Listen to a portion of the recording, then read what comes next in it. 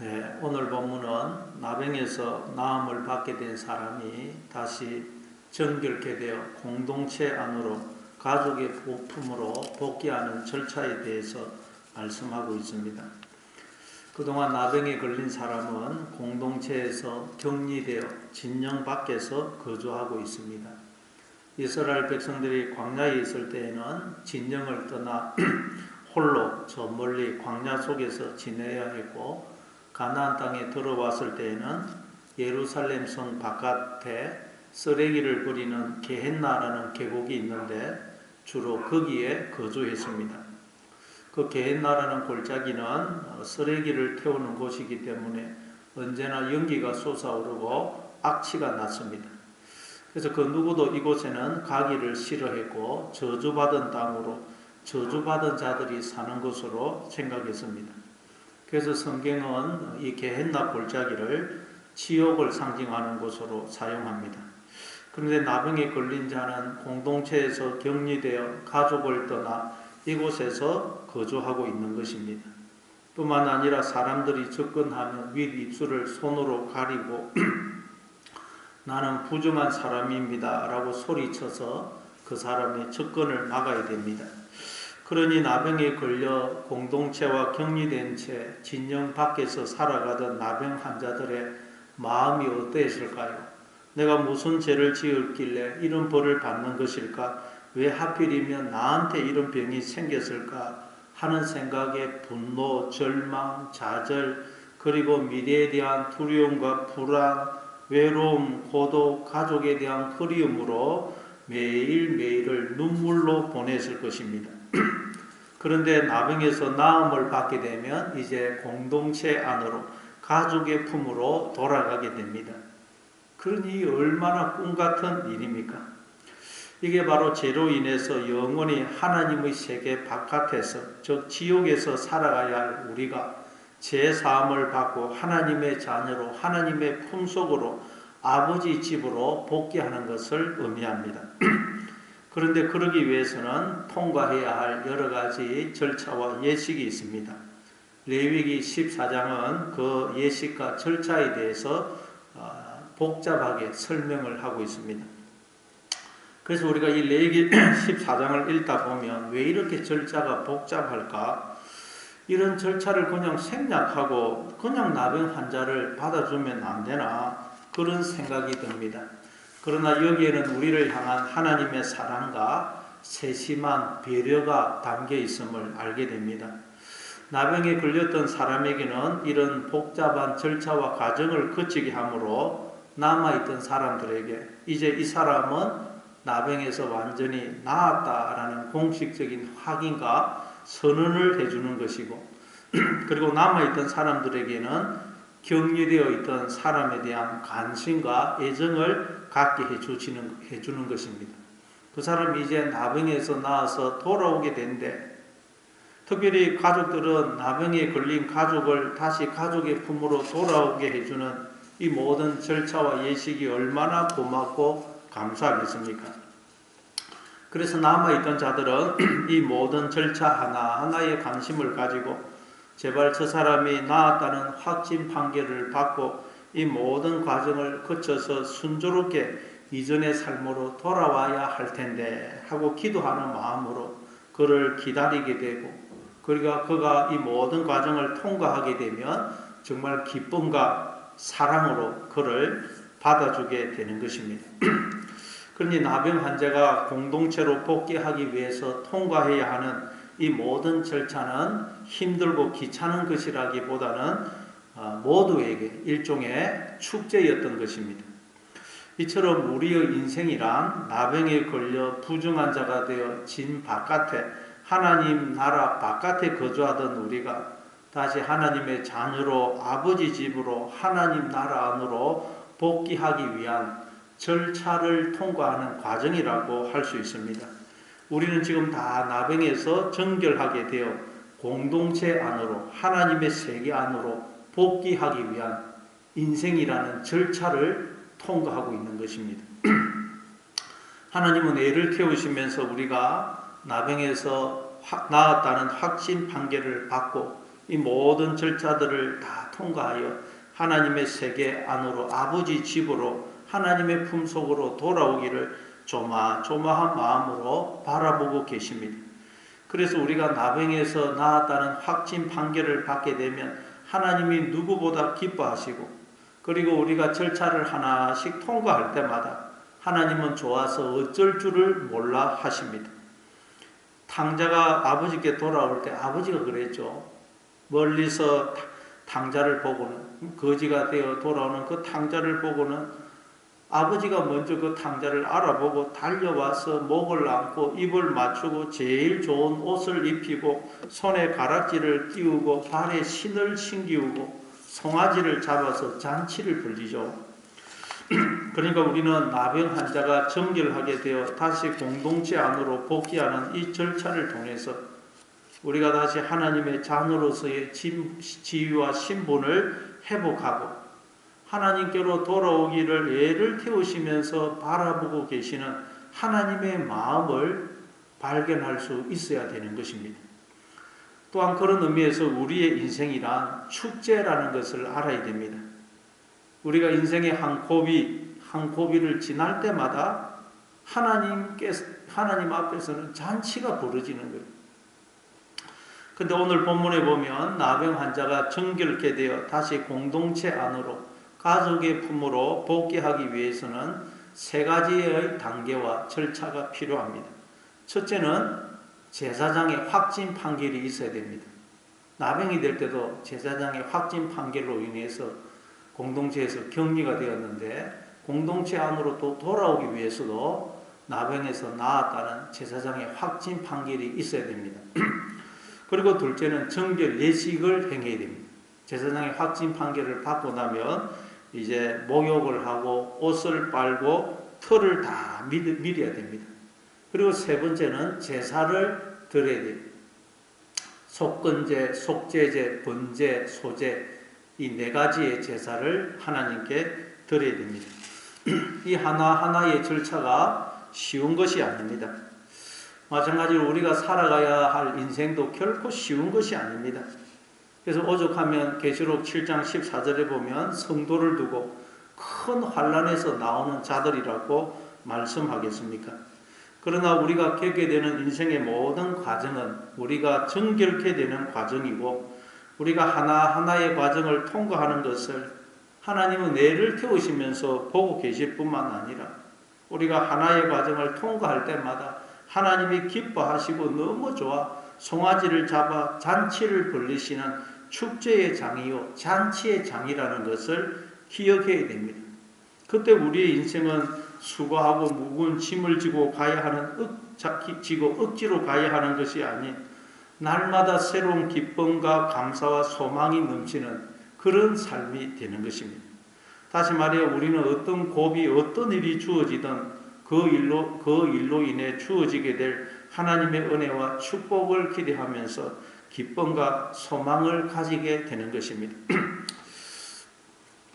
그러면 본문을 읽어가면서 나병 환자가 정결케 되어 공동체 안으로 복귀하기 위해 치러야 할 절차가 무엇인지, 즉 우리가 인생을 통해서 어떤 과정을 거치게 되는지 살펴보도록 하겠습니다. 먼저 오늘 본문 1절입니다. 여호와께서 모세에게 말씀하여 이르시되, 하나님께서 모세에게 말씀하여 이르십니다. 하나님은 언제나 우리에게 말씀하시는 분이시죠. 근데 우리가 귀가 열리게 되면 비로소 나에게 말씀하고 계시는 하나님의 음성을 듣게 됩니다.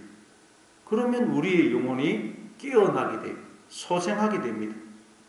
하나님의 음성을 듣게 되면 우리는 새로운 피조물로 거듭나게 돼요. 그러면 새로운 세계, 새로운 시대, 새로운 장이 우리 앞에 펼쳐지게 되는 것입니다. 그러나 하나님의 말씀을 듣지 못하면 우리는 옛 세계에 갇히게 됩니다. 그러니 날마다 하나님의 말씀을 들음으로 새로운 피조물로 거듭나서 새로운 세계, 하나님의 세계를 살아가시는 여러분 되시기를 바랍니다.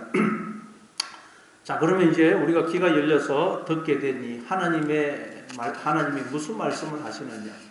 자, 2절, 3절입니다. 나병 환자가 정결하게 되는 날의 규례는 이러하니 꼭 그 사람을 제사장에게로 데려갈 것이요 제사장은 진영에서 나가 진찰할지니 그 환자에게 있던 나병 한부가 나았으면 나병 환자가 정결하게 되는 날의 규례는 이러하니 하고 하나님이 말씀하십니다. 그 당시 나병이라는 것은 인간의 의술로는 결코 고칠 수 없었던 병입니다. 아무리 노력을 한다고 해서 나아지는 것도 아니고 그 어떤 용한 의사를 찾아간다고 해도 고침을 받을 수 없던 병입니다. 그러니 한번 나병에 걸린 자는 이제 모든 기대와 희망을 버려야 됩니다.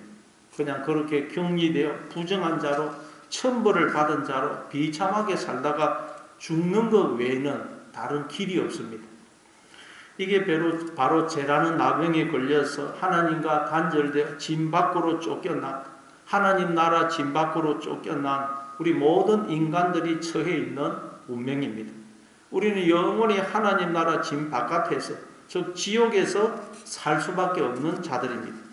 왜냐하면 죄라는 나병에서 나음을 받을 수 있는 방법이 우리 인간에게는 없기 때문입니다.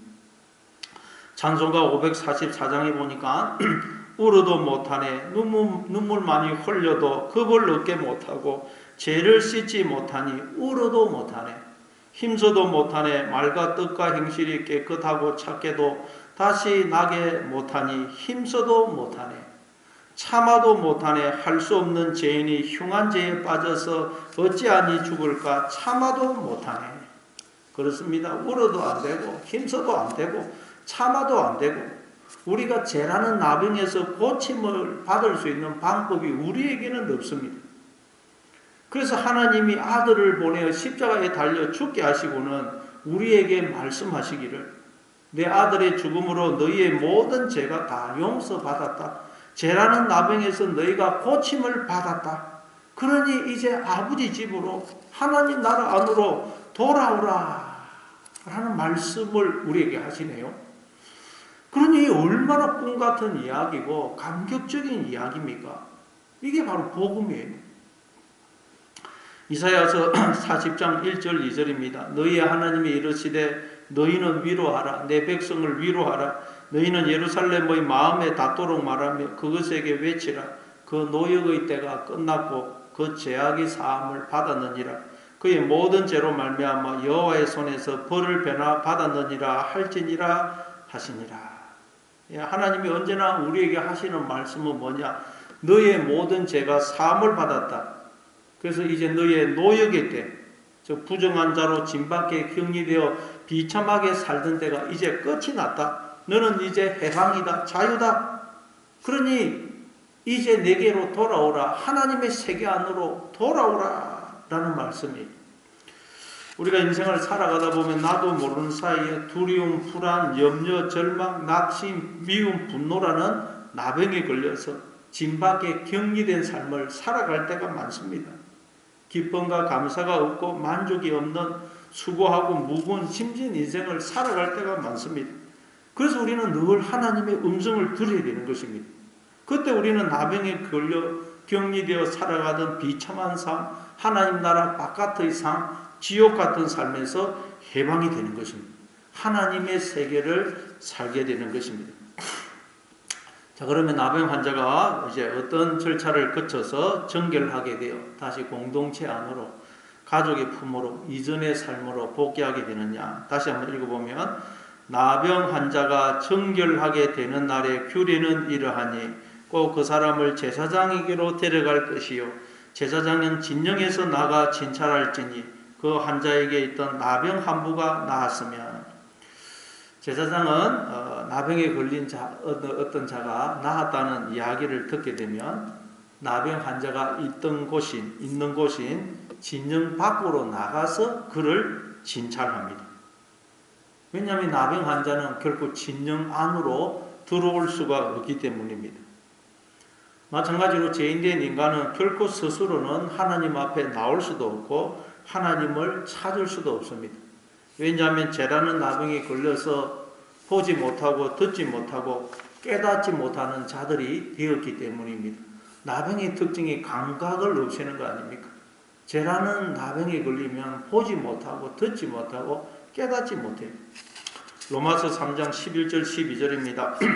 기록된 바 의인은 없나니 하나도 없으며 깨닫는 자도 없고 하나님을 찾는 자도 없고 다 치우쳐 함께 무익하게 되고 선을 행하는 자는 없나니 하나도 없도다.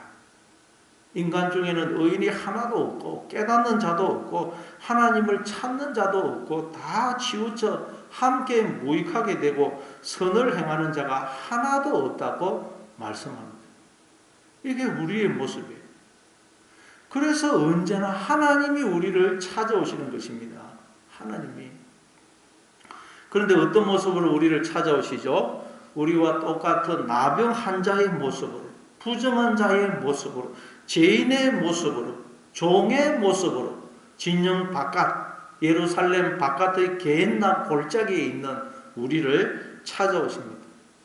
왜냐하면 그래야만 나병에 걸려 부정한 자인 우리가 아무 끄리낌 없이 손가락질과 정죄와 거절을 받을까봐 두려워하는 마음 없이 주님 앞에 나올 수가 있기 때문입니다. 하나님은 우리가 나병에 걸렸다고 해서 절대 우리를 책망하시거나 정죄하시지 않습니다. 외면하시는 법이 없습니다. 오히려 우리를 불쌍히 여기시고 마음 아파하십니다. 그래서 우리는 내가 어떤 모습, 어떤 처지에 있든 무슨 죄를 지었든 우리는 하나님 앞에 나올 수가 있는 것입니다. 왜냐하면 하나님이 우리와 똑같이 나병에 걸린 부정한 자의 모습으로 우리를 찾아오시기 때문입니다. 이 하나님의 사랑을 깨달은 우리도 이제 하나님의 이 마음을 품고 죄라는 나병에 걸려 하나님 나라에서 격리되어 저 비참한 인생을 살고 있는 그런 자들을 찾아가서 이 복음을 전해줘야 됩니다. 하나님이 당신을 찾아오심으로 당신은 이제 노역의 때 격리되어 살던 인생의 때가 끝이 났습니다. 죄라는 나병에서 이제 나음을 받아 해방이 되었습니다.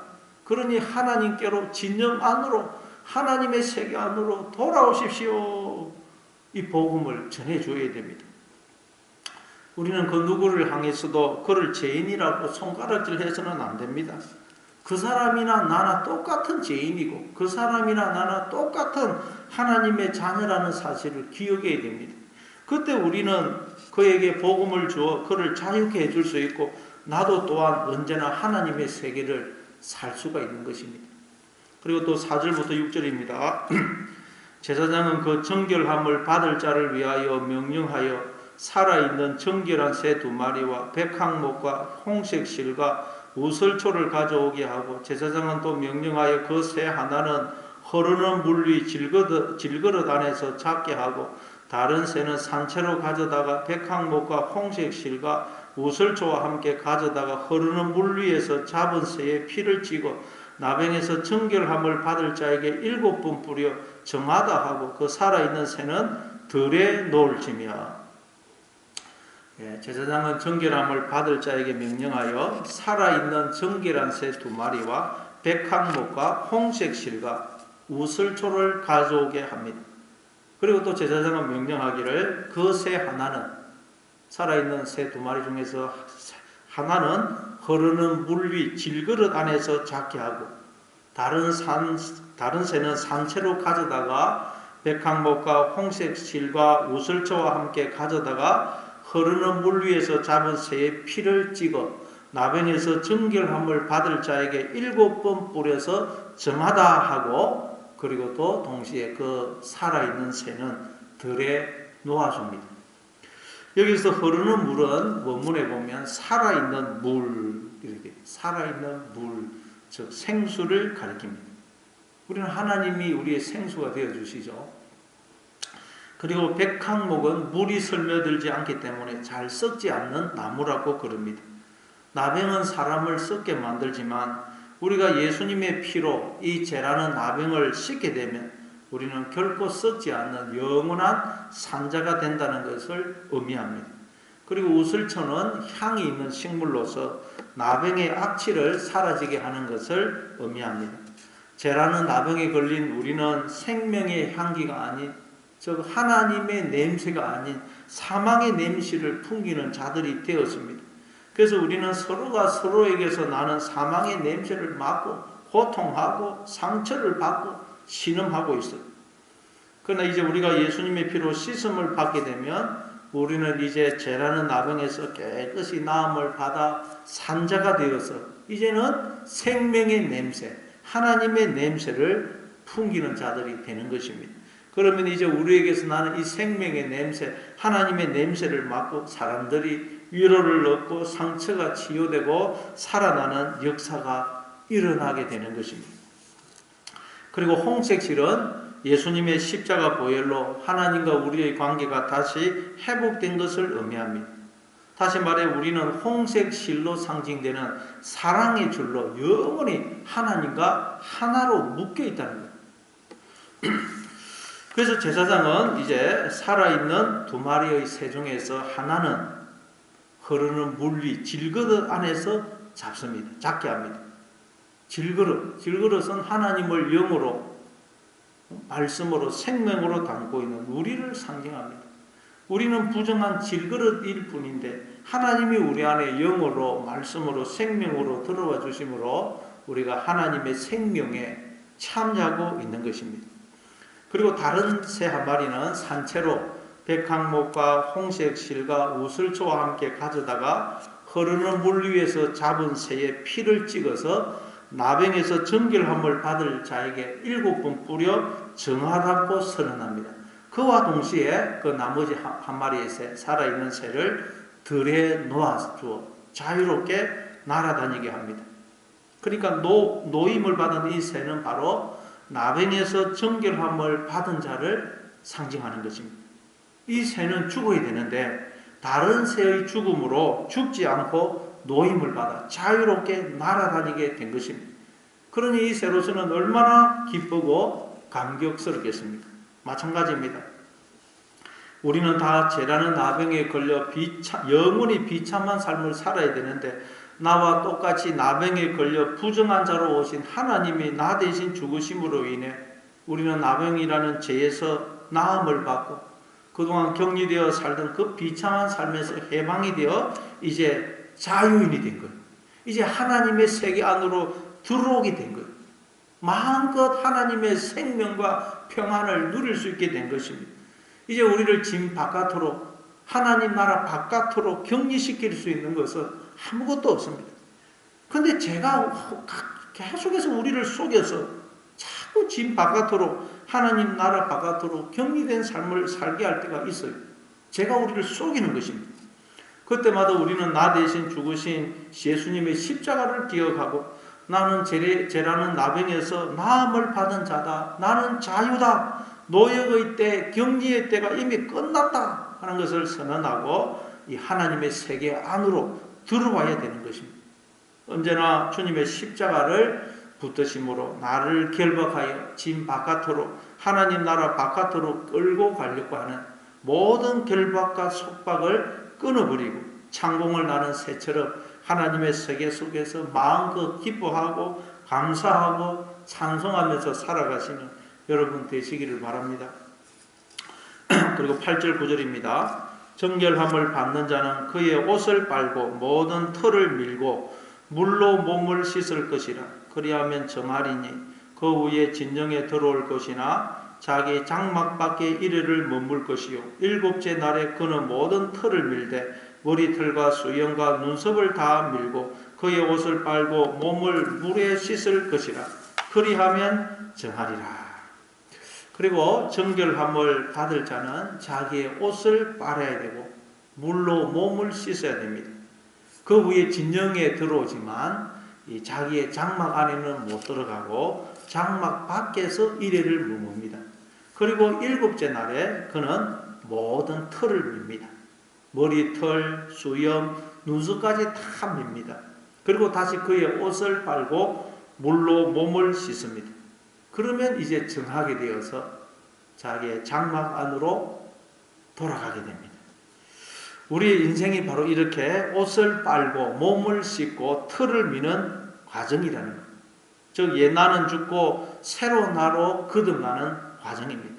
그래서 사도 바울은 나는 날마다 죽노라 그랬죠.